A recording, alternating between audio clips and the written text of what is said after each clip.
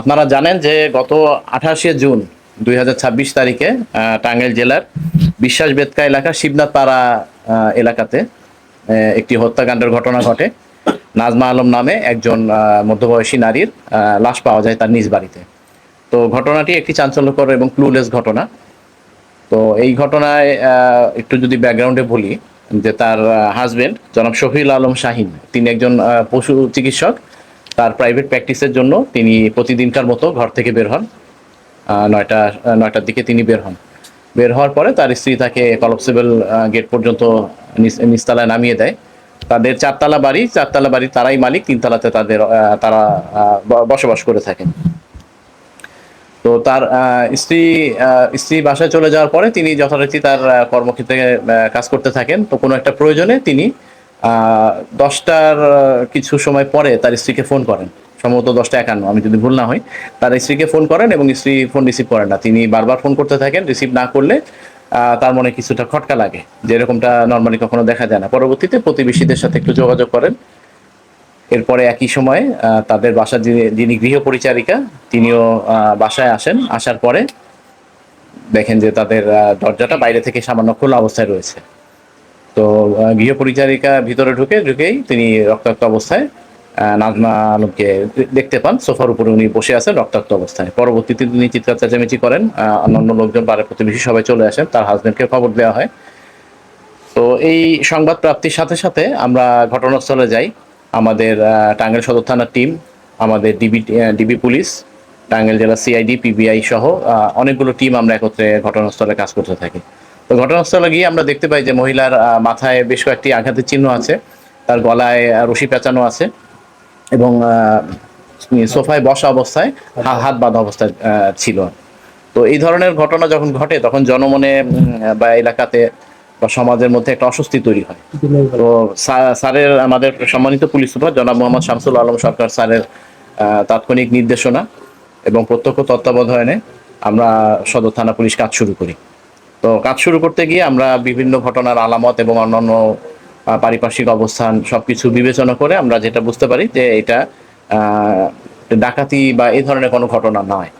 যে হত্যাকাণ্ডটি সংঘটিত হয়েছে এটা হয়তো পরিচিত বা তার খুব কাছের মানুষের দ্বারা পরিকল্পিতভাবে এই হত্যাকাণ্ড ঘটনাটা ঘটানো হয়েছে। এই ঘটনা তদন্তের একটা পর্যায়ে আমরা সন্দেহভাজনদের একটা তালিকা তৈরি করি। একটা তালিকা তৈরি করে আমরা তাদেরকে আমাদের হেফাজতে নিই জিজ্ঞাসাবাদের জন্য।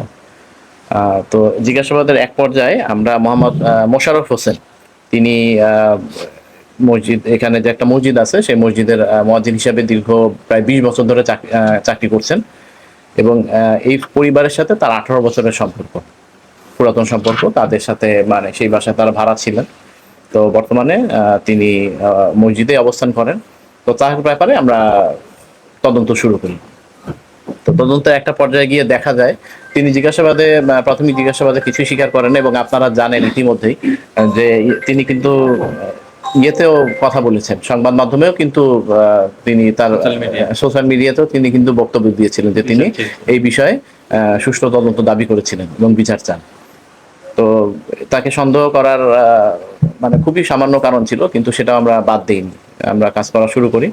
তো একটা পর্যায়ে গিয়ে আমরা জানতে পারি যে সন্তোষ কর্মকার নামে এক ব্যক্তির সাথে তার যোগাযোগ হয় এবং যোগাযোগটা তিনি যেভাবে করেছেন সেটাও মানে অত্যন্ত পরিকল্পিতভাবে, যাতে তার সাথে, সন্তোষের সাথে যে তার যোগাযোগ হয়েছিল এটা কোনোভাবে প্রকাশ না পায়, সে গোপনে তার সাথে যোগাযোগ করেছিলেন। তো পরবর্তীতে এই যোগাযোগটা যে তিনি গোপনে করেছিলেন এবং তিনি লুকাতে চেয়েছিলেন, এই বিষয়টাকে আমরা সামনে এনে এটা নিয়ে আমরা এগোতে থাকি।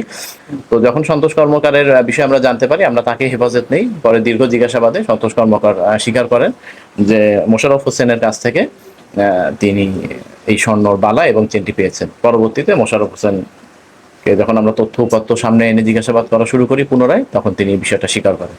তো ঘটনা সম্পর্কে বিস্তারিত যেটা জানা যায় যে মোশাররফ হোসেন দীর্ঘদিন যাবত উনি আসলে ঋণে জর্জরিত ছিলেন। বিভিন্ন কারণে বিভিন্ন সময় অনেক বছর ধরে তার প্রচুর ঋণ হয়ে আছে। তো এই ঋণের কারণে বিভিন্ন সময় তিনি নাজমা আলমের কাছ থেকে টাকা পয়সা ধার নিতেন।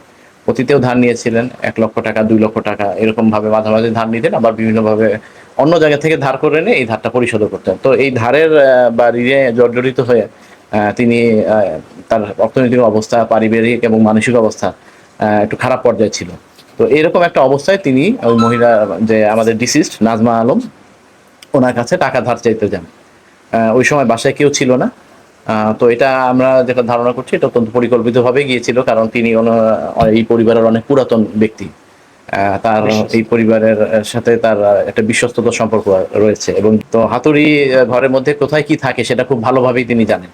ইভেন ডিসিস্ট নাজমা আক্তার তাকে চাও, ওই সময় চাও খেতে দিয়েছিলেন, চা বিস্কুটও খেয়েছিলেন। চা বিস্কুট খেয়ে তিনি ঘরে হাতুড়ি খোঁজার জন্য যান।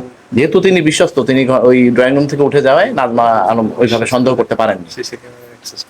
তো পরবর্তীতে ওই হাতুড়ি দিয়ে প্রথমে নাজমা আলমকে মাথায় আঘাত করে তার হাতের থেকে ওই স্বর্ণ এবং স্বর্ণগুলো সব হাতের থেকে এবং গলা থেকে স্বর্ণগুলো নিয়ে নেয়। তো সোফা বসা অবস্থাতেই যখন ওই স্বর্ণগুলো নিয়ে যায়, তখন নাজমা আলম একটু সাড়া দেওয়ার চেষ্টা করছিলেন বা একটু বাধা দেওয়ার চেষ্টা করছিলেন আঘাত পাওয়ার পরও। পরবর্তীতে তার মনে সন্দেহ জাগে যে যদি উনি বেঁচে যান তাহলে হয়তো তিনি তার পরিচয় প্রকাশ করে দিবেন, তিনি বিপদে পড়ে যাবেন। এই কথা চিন্তা করে তিনি তাকে হত্যা করে হাত বেঁধে ফেলেন। সিসি ক্যামেরার যে এক্সেস ছিল দরজার সামনে এবং গেটের সামনে সিসি ক্যামেরা ছিল, এই সিসি ক্যামেরার এক্সেসও এই আমাদের মোশাররফ হোসেন, যে আমাদের প্রধান আসামি, তার কাছে ছিল। তো তিনি এই বিষয়গুলো জেনে হাতুড়ি দিয়ে সিসি ক্যামেরা মনিটরটাও ভেঙে ফেলেন, ডিভিডি প্লেয়ারটাও খুলে ফেলেন, এবং হাতুড়ি, ডিভিডি প্লেয়ার এগুলো নিয়ে তিনি বাসা থেকে বের হয়ে যান। 3 ভরি 12 আনা স্বর্ণ সন্তোষ কর্মকারের থেকে উদ্ধার করি, এবং সন্তোষ কর্মকার এটা নিশ্চিত করেছেন মোশাররফ হোসেনের থেকেই তিনি এটা পেয়েছেন। পরবর্তীতে মোশাররফ হোসেনের বাসায় আমরা অভিযান চালাই, তিনি যেখানে থাকেন সেখান থেকে আমরা পায়জামা পাঞ্জাবি উদ্ধার করি। তো উনি বলেছেন যে পায়জামা পাঞ্জাবি উনি ধুয়ে ফেলেছিলেন, এই কারণে রক্তের দাগ আমরা পাইনি, আমরা ফরেন্সিক করবো এটা। এবং নগদ 26,320 টাকা এটাও পাওয়া গিয়েছিল। এটা হচ্ছে আমাদের ডিসিস্টকে মেরে ফেলার পরে তার বিছানার তোষকের নিচ থেকে 29,000 টাকা তিনি নিয়ে গিয়েছিলেন। তো সেখান থেকে আমরা 26,320 টাকা উদ্ধার করি। তো এই ঘটনায় এখন পর্যন্ত 2 জনকে আমরা গ্রেপ্তার করতে সক্ষম হয়েছি। আরো কেউ এই বিষয়ে জড়িত আছে কিনা বা আরো কোনো অন্তর্নিহিত কোনো ঘটনা এর ভিতরে আছে কিনা আমরা তদন্ত কার্যক্রম চালু রেখেছি।